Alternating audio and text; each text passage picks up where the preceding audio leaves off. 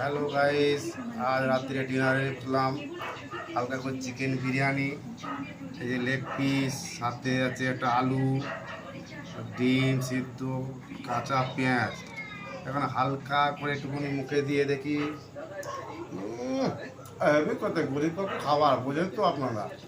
আর কি খাবো, এই হালকা করে নিয়ে এলাম একটু চিকেন বিরিয়ানি। টাটা। ও কি স্বাদ গো বাবা। আলু করে দেখি তো আলুটা, আলু নেয়।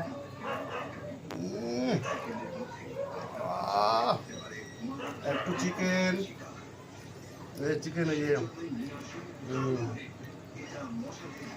হাতে একটু পেঁয়াজ,